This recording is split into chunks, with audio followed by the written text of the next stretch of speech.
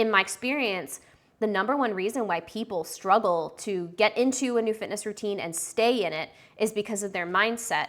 And mindset is something that's trained in you from the time that you're born. And if you are raised in a society that teaches you to hate yourself and teaches you to just like have a lot of internalized shame, that is going to cripple any efforts that you make or any endeavors that you have to better yourself. In our culture that we live in, we're all kind of trained to hate ourselves from day one.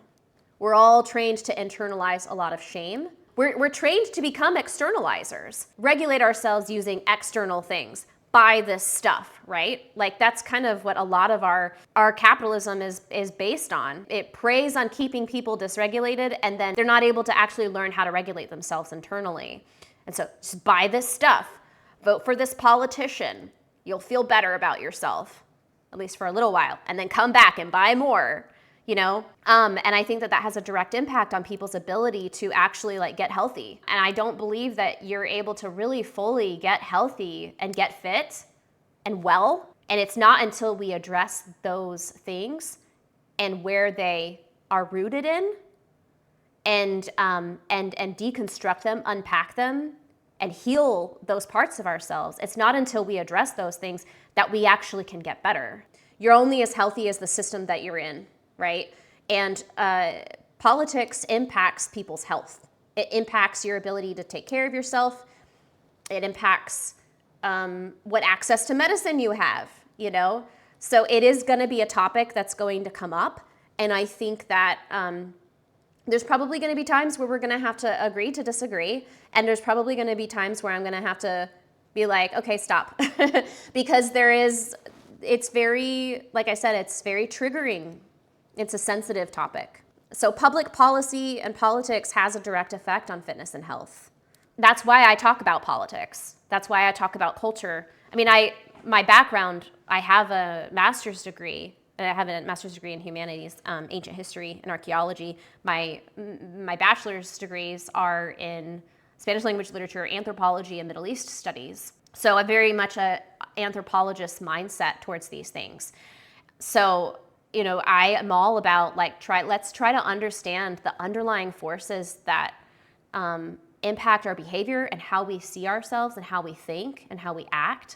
Because if you want to change your life and become healthy, you can't neglect those things, right? So that's why we talk about them. It's super important. Everybody is on a journey. You are not going to be ready to receive or make certain changes in your mindset all at once. And I think that that's something that can be, as people who are more left-leaning or progressive, we sometimes can get a little arrogant about how we see the world.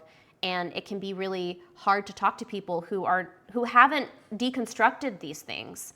They're at a different point in their journey. Maybe nobody has ever had them question what they've been told, And any of us who started on the far right and who have become more progressive, it's because of people who were kind to me and helping me and giving me the space to work this stuff out, and unpack this stuff. And that's something I kind of want to have us really think about moving forward, how we move in this society and having some more compassion. Of course, we want to be able to identify the narcissistic fucks who just are trolls. There's people who are literally just trolls and they're just going to try to stir the pot and, but there are people who legitimately want to understand, and we have to be able to talk to these people. We have to be able to come together and actually listen and also be able to share and also hold space for them when they're not in a place where they can receive all of the information.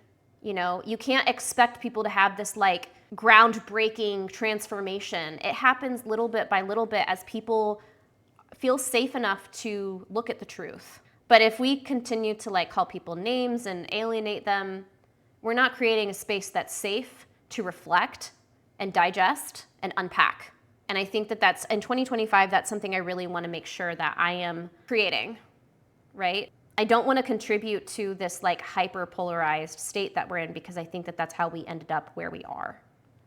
I want us to be able to hold space for people who are at a different point in their journey, for people who actually in earnest have best intentions, for people who actually do want to be good people and want to be good members of society, but we all have absorbed shitty ways of thinking or warped perceptions.